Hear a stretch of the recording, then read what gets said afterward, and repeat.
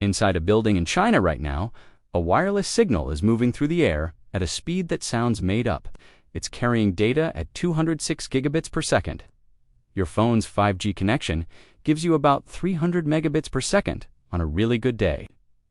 That means this signal in China is moving almost 100 times faster than what you're carrying around in your pocket.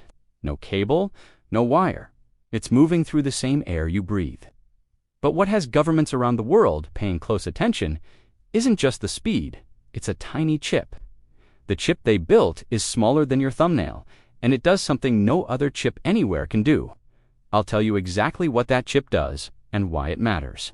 But first, you need to understand the problem it was built to solve, because that problem touches your life every single day, whether you realize it or not. Every time the world upgrades to a new kind of wireless, it doesn't just make your phone faster. It changes who controls technology and who profits from it. The jump from 3G to 4G gave birth to companies like Uber and Instagram. It created an app economy worth $400 billion that hadn't existed a year earlier. Nobody saw that coming. The jump to 5G was supposed to do the same thing for self-driving cars and remote surgery. That didn't happen. And the reason it didn't happen is exactly what makes what China just did so significant for everyone. If you're learning something from this, hit the like button. These videos take real work to put together, and subscribe so you don't miss the next one. What you're about to hear is the story of how one tiny chip in China could bring the era of 5G to a close and kick off the age of 6G. But to understand why, we need to start with why 5G fell short of what it promised. The problem with 5G picture wireless signals as vehicles on a highway. Some are big delivery trucks, slow, but capable of driving a long way, pushing through bad weather and still reaching their destination. The catch is, they only carry a few packages at a time. Others are sports cars, fast, capable of hauling huge loads, but fragile. A little rain stops them. A wall blocks them. They only travel a short distance before breaking down. Choosing between reach and speed is a trade-off every wireless system has had to make. You get one or the other, never both. That's the core reason 5G lets so many people down. The 5G shown off in commercials used those fast sports car signals. On paper, the numbers looked incredible. In real life, those signals could barely travel to city blocks. A tree could block them. A window could weaken them. Even your own hand wrapped around your phone could interfere with the connection. So most of the time, your phone isn't actually using those fast signals at all. It's using the same kind of waves for G, relied on, just cleaned up a bit. You've probably noticed this yourself. Your phone shows 5G in the corner. You're paying for 5G every month. But what you're actually getting is somewhere around 200 to 500 megabits per second. That's faster than a decade ago, sure, but nowhere near what was promised. The truly fast version of 5G only works if you're standing almost directly under the tower with nothing in between, and that's simply not how anyone uses a phone. This is bigger than downloads and streaming. 5G was supposed to be the network letting self-driving cars talk to each other in real time. The network letting a surgeon in New York control a robotic arm in a hospital across the country. The network turning every factory into a wireless machine. Those applications need speeds in the tens of gigabits per second and response times measured in tiny fractions of a second. The 5G you're using right now doesn't come close. Here's how big this problem became. By the end of 2025, China had built 4.5 million 5G towers, more than every other country on Earth combined. Over 1 billion people in China were connected to 5G, but even with all that infrastructure in place, the speeds people actually got were still just a fraction of what was theoretically possible. They had the towers. The laws of physics were still standing in the way. That's when researchers in China stopped trying to patch 5G and started asking a completely different question. What if they skipped past all these limits entirely and used the fastest waves that exist? To understand what came next, we need to look at the one part of the wireless spectrum everyone else had basically given up on: the impossible waves. These waves sit in a part of the spectrum called terahertz. Hold on to that word because it ties this entire story together from here. Terahertz waves can carry an enormous amount of data, far more than anything 5G uses today, but they're extremely weak. Water vapor in the air stops them. Walls block them completely. Even a warm, humid afternoon can degrade the signal. For decades, scientists called this the Terahertz gap.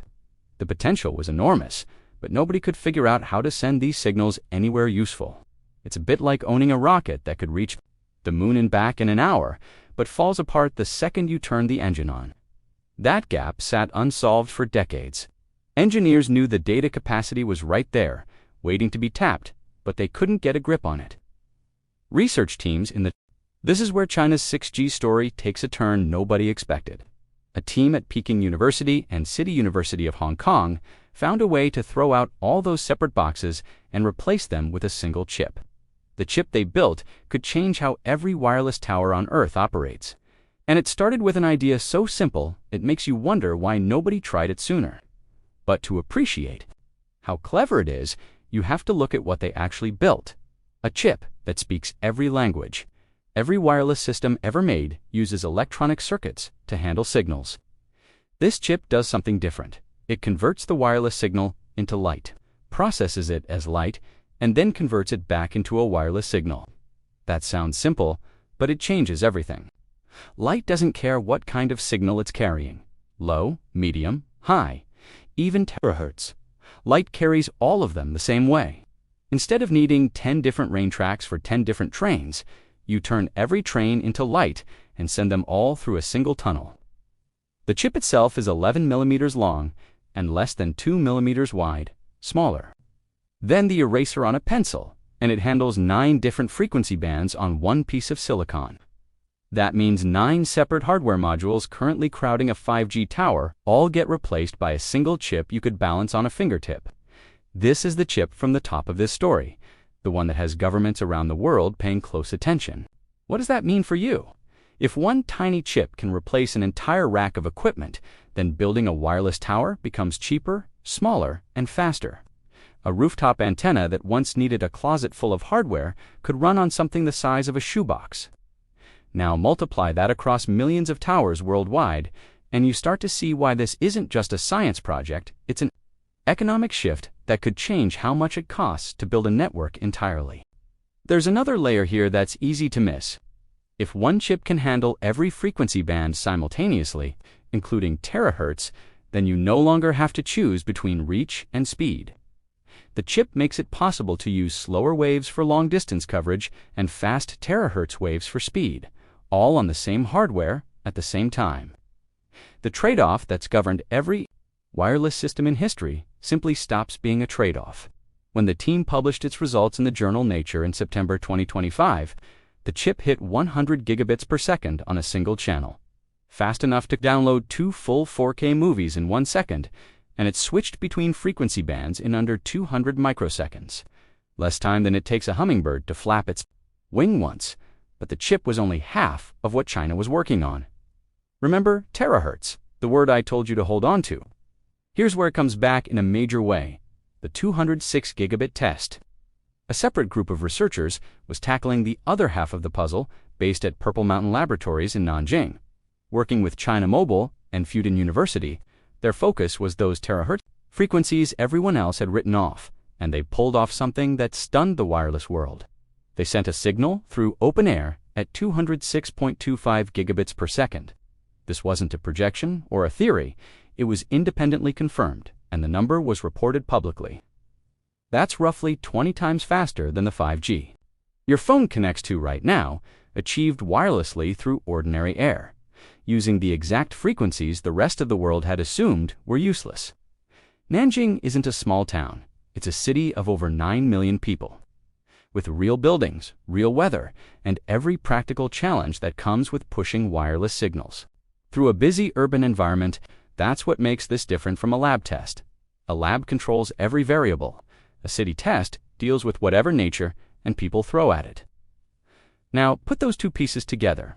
One team built a chip that replaces an entire tower's worth of equipment on something the size of a fingernail. Another team proved the fastest wireless frequencies in existence actually work under real-world conditions. Both teams are in the same country, and that country already has more wireless towers in the ground than anyone else on Earth.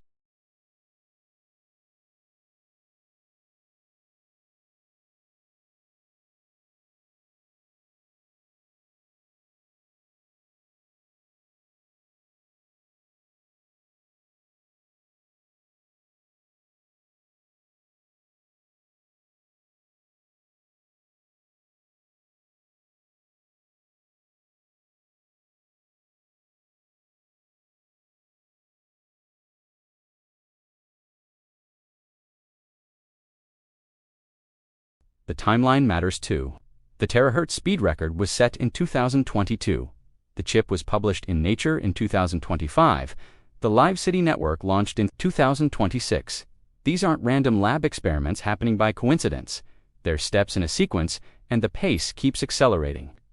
On April 21, 2026, China announced its first pre-6G network had gone live in the city of Nanjing, not inside a lab, not inside a test facility, but across a real city with 10 base stations carrying real data through real streets. Developers reported speeds up to 10 times faster than current 5G under real conditions.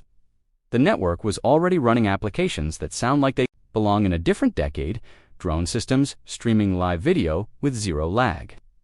Factory robots receiving wireless commands as fast as a physical cable could deliver them, and holographic calls transmitting a live 3D image of a person. None of that is a future promise. It's running right now, on a network you could literally walk under if you visited Nanjing today. Behind that launch sits $485 million in dedicated funding, part of China's national plan for 2026 through 2030, which treats 6G as a top priority alongside artificial intelligence and quantum computing. Nanjing is now calling itself the first 6G city on Earth, backed by major names including Huawei, Qualcomm, China Mobile, and Ericsson. This is the point where every other major country on Earth started moving fast. The global race begins. South Korea, which led the world in getting 5G off the ground, has committed $2.2 billion to its own 6G program, aiming for real pilot services by 2028. Samsung and LG both launched their own terahertz testing programs. There's that word again, popping up in another country's lab. Japan and the United States teamed up on a $4.5 billion joint 6G project, a partnership driven largely by concern over falling behind China. The European Union has put over 100 million euros into 6G research spread across the continent. Add it all up, and total global spending on 6G research as of early 2026 came to more than $20 billion, with China, South Korea, and the United States accounting for roughly 3 out of every $4. When that many countries commit that kind of money that quickly, they're not guessing.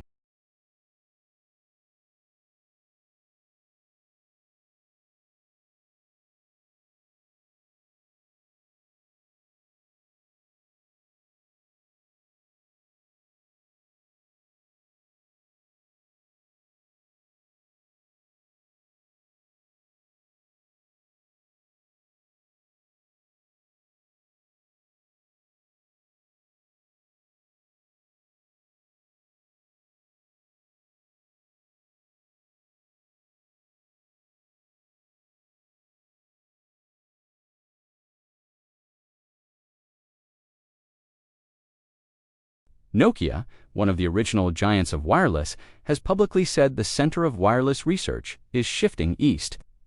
Ericsson said in late 2025 that 6G networks will start going live around 2030, with China likely arriving first. They're reacting to something they can already see happening. The body that sets the technical standards every phone on Earth has to follow has already set a deadline for finalizing 6G rules by 2028.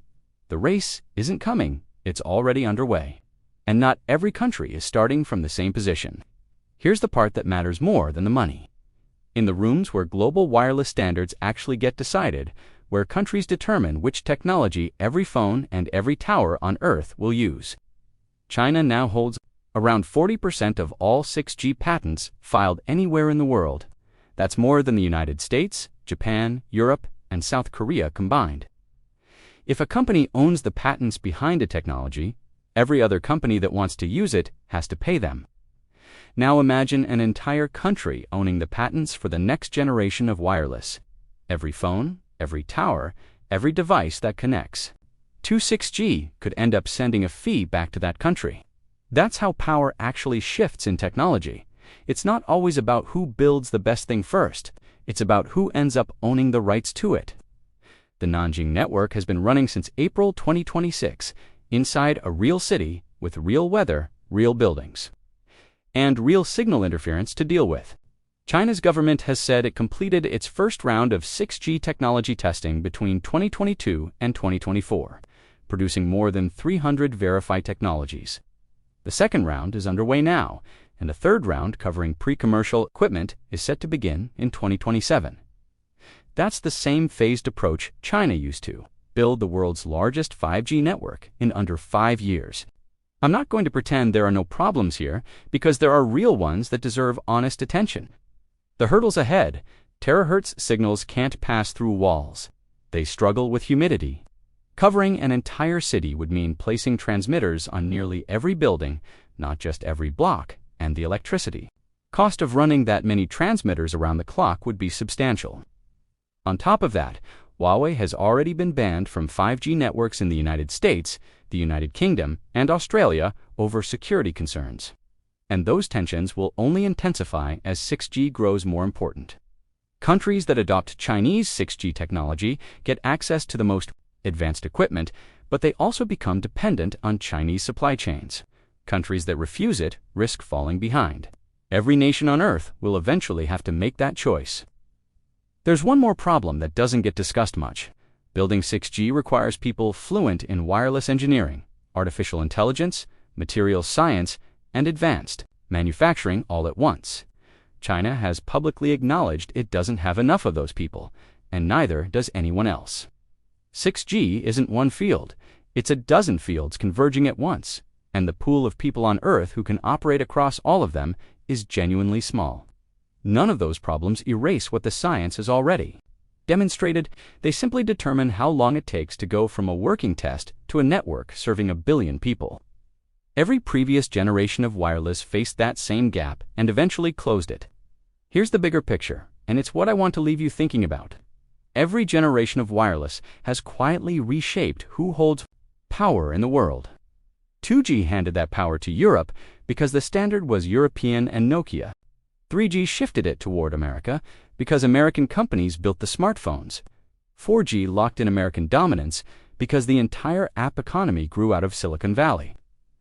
5G was supposed to continue that pattern, but China built more wireless towers in 3 years than the entire Western world combined, and the balance started shifting for the first time. With 6G, China isn't just trying to build the fastest network. It's trying to control the patents, the chips, and the rules all at once. If it succeeds, the rules, deciding how your phone works, what equipment your country uses, and who gets paid every time that technology is used, will be written in Beijing. In 2027, the World Radio Communication Conference will allocate the spectrum above 100 gigahertz worldwide, the spectrum where terahertz lives. The countries that show up with real results will shape those rules. The countries that show up with slide decks will just be watching. That's not a prediction pulled from nowhere. It's the direction the numbers are already pointing. China holds roughly 40% of all 6G patents, has 4.5 million 5G towers already in the ground as a starting point, has a live pre-6G network running in a real city, and has nearly $500 million committed to making 6G commercially viable. No other country on Earth currently has all 4 of those pieces in place simultaneously. The world that ran on 4G never announced its own ending. It simply started losing ground to something faster, built by people willing to spend the money and take the risk, while everyone else was still debating whether to even start. That's happening again right now. And this time, the center of gravity isn't in Silicon Valley, it's in Nanjing, living inside a chip the size of a fingernail that speaks every wireless language ever invented. If this video taught you something new, hit the like button and subscribe so you don't miss what comes next. Turn on notifications to "Here's what I want to know from you." China built the world's largest 5G network in under 5 years and is already testing 6G, while the United States and Europe are still arguing over how to divide up the wireless spectrum. The country that builds the network gets to write the rules. What happens to the countries that show up late? Drop your answer in the comments.